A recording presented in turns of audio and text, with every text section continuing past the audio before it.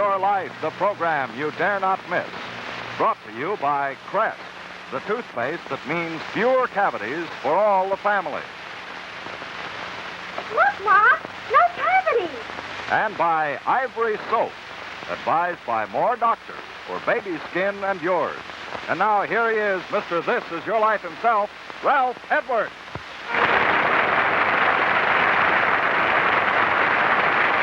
Thank you very much. Good evening, ladies and gentlemen. Tonight's story is a tribute not just to one American, but to Americans who, under circumstances that outstrip imagination, challenge invention, refuse to be crushed by the cruelty and brutality of the communist machine. Our story is so powerful, some of you may be shocked. These lines, "Twice I was born, twice I have died," are part of a poem describing, in his own words, the life of tonight's principal subject. For he's not only a valiant Marine, but a poet. And most of his poems were written in a prison camp in North Korea. Now, he's been brought out to California and to NBC, so he thinks, to act as a consultant on a new film television series about prisoners of war. Now, he believes he's about to see the film being shot, and in a moment he should come through that. Here he comes now. Ah, Colonel Fritch, how are you? Fine, Ralph. How are you? Good. Good to see you. Right, good. Come on up and see. I'm just walking through it. Come up, Senator. Ralph Edwards, I'd like to present Warrant Officer Felix McCool. How do you do, sir?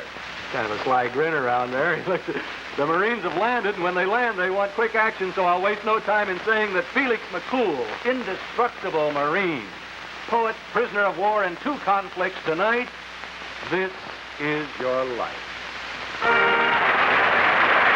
Yourself an audience tonight.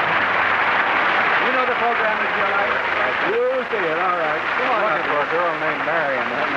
What'd you say, Felix? Looking for a girl named Marion. Looking for a girl named Marion. That's your wife, huh? This is your life. She'll be here. Don't you worry. Our thanks to you for your help. Lieutenant Colonel Bob Fritch, Los Angeles Marine Corps representative for Armed Forces Information. Glad to give you a hand, Ralph. Thanks a lot.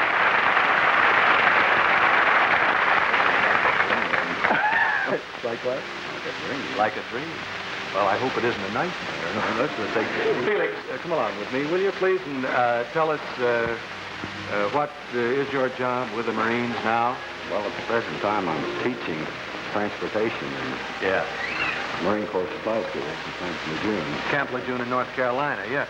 Well, you're, something to do with traffic? What is the deal there? Transportation. Transportation, yeah. Well, I kind of know the traffic on this stage a little better than you, so stand over here and look around. Will you? This is symbolic of a setting in which you spent nearly 3 years as a war prisoner of the Chinese Reds. Is that right?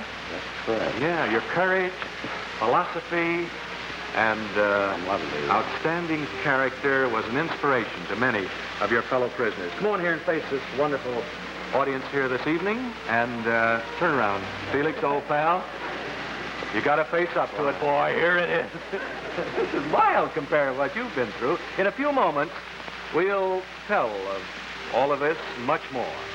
Now, if you want to sit down and catch your breath there a minute, can you do that? In the meantime, here is Pulitzer Prize-winning reporter Marguerite Higgins' story in this ad in Current Reader's Digest. A story with this happy ending.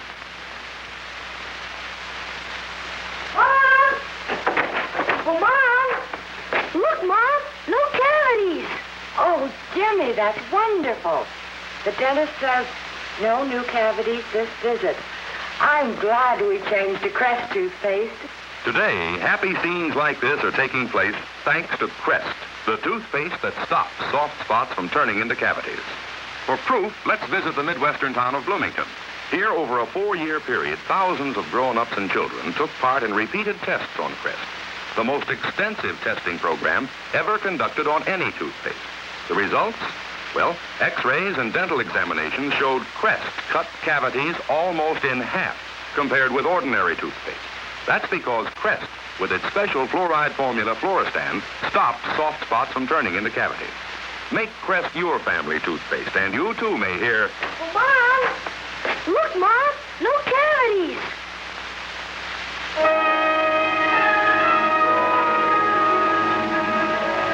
And now let's go back to 1953 when you, Felix McCool, commissioned warrant officer, United States Marines, are a prisoner of war in a prison camp near Manchuria.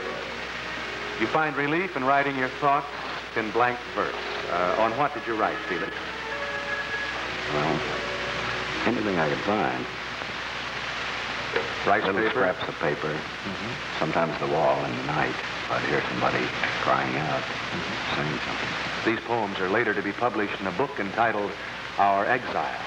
One of your poems, called Remembered Sound, speaks of your earliest childhood memories. The soft sigh of a mother's prayer in the children's room. Your mother is Margaret. Your father, John William McCool. You're born in Pawhuska, Oklahoma. What was your father's occupation, Felix? Well, he had a store in Pawhuska.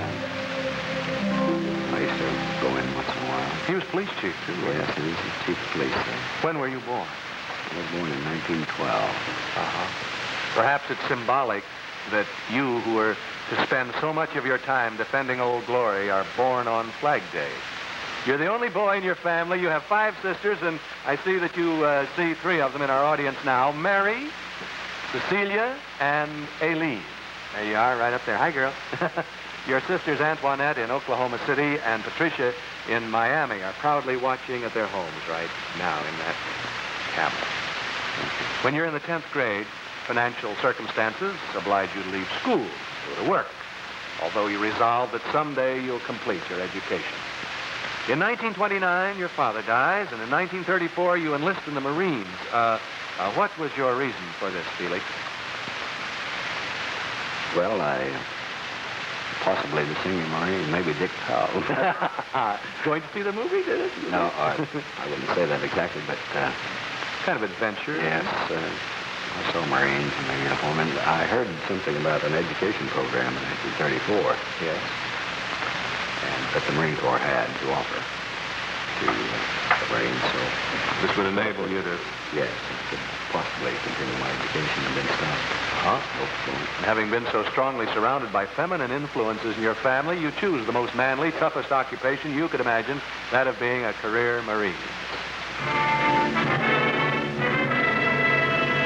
December 10, 1941, the Japanese attacked the Philippines. You're a sergeant with the 4th Marine Regiment at Bataan.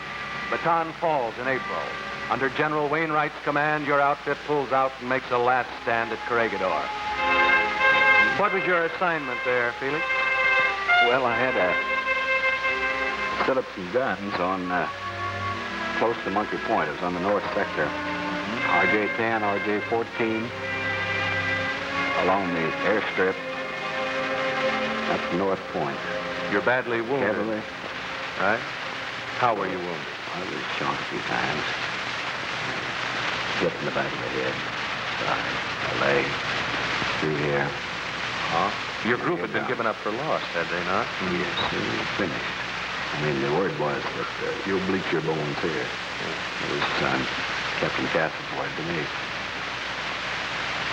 Early in May 1942, General Wainwright is forced to surrender. You and I spent a lot of time together in a Japanese prison camp, Felix. Yes, like you, Felix, a Marine in the 4th Regiment. He, too, fought at Bataan and Corregidor, now working for the Pinkerton Detective Agency in San Francisco. Here is James Pye.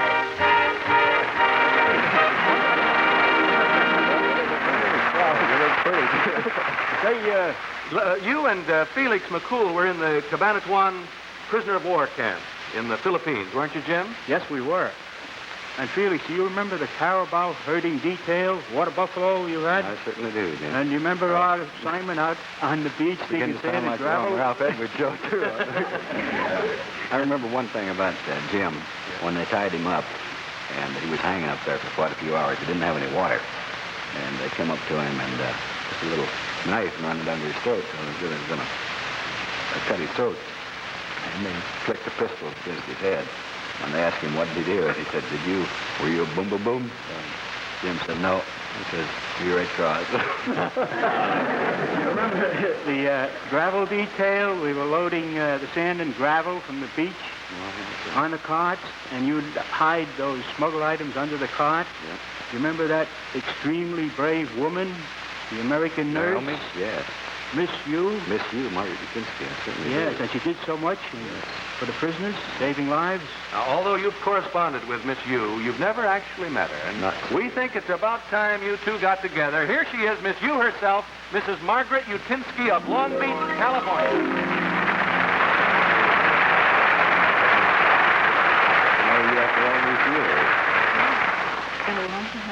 How did you and Felix work together, Mrs. Utinsky? May I ask her one Yes. question? Did you ever give me a name?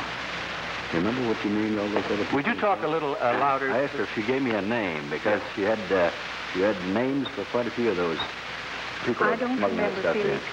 I don't remember whether I had a particular name for you or not, but I have one now. Well, you're going to have a lot of reminiscing after the show this evening. I can see that. How did you and Felix work together, Mrs. Utinsky? Well, I was working with the underground, as Mr. Ty said, and I managed to have money, medicine, and food hidden on the beach and behind clumps of trees. And when Felix would come out with the bull carts, he would find these things, pile them in the bull cart, cover it with sand, drive it into camp, and that was it. For your heroism, Mrs. Utinsky, in alleviating the suffering of American war prisoners like Felix McCool and James Ty, saving hundreds of lives, and as the leader of a group of guerrilla fighters in the Philippines, you were awarded in 1946 the Medal of Freedom by the President. Thank you, Mrs. Utinsky. Now a well-known lecturer. You'll see Felix a little later. Thank you. In 1944, with our troops coming close to Manila, you, Felix, and you, James Ty, are removed to Japan. How, Jim? They put us aboard a transport. There were 1,600 of us in a hold. Conditions were so bad that we called it a hell ship. In Japan, your paths separate. Thank you, James Ty.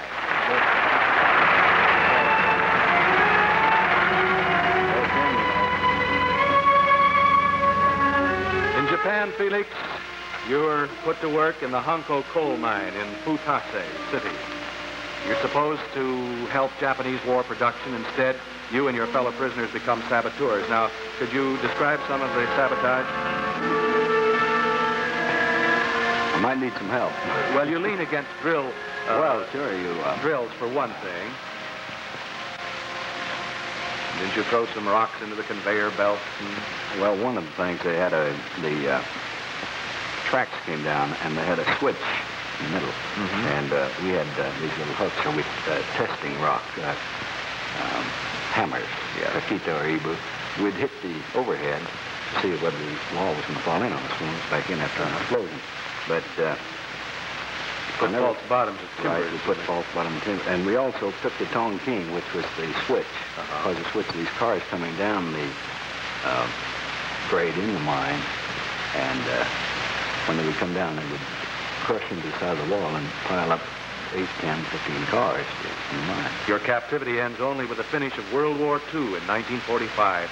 You've spent more than 3 years as a prisoner. Your decorations include 2 Purple Hearts. You receive a letter of commendation from President Harry Truman. 1947, you make warrant officer. You have, through education courses in the Marines, received your high school diploma and now take additional courses for college credit. 1949, your mother passes away. 1950, the Korean War. You and your brother Marines of the 1st Marine Division fight from the Naktong perimeter to the Chosan Reservoir, near the frozen, desolate wastes of Manchuria. And again, your luck runs out. Felix, I was one of your senior officers in the convoy when we were attacked by the Chinese Reds.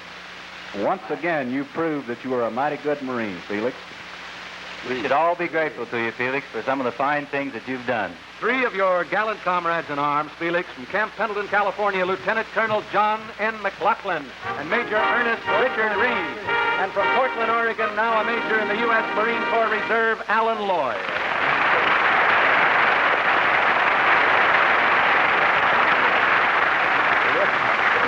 Will you please tell us what happened to the convoy that you were in, Colonel McLaughlin? We had a mixed convoy of American Marines and soldiers and British Marine commandos.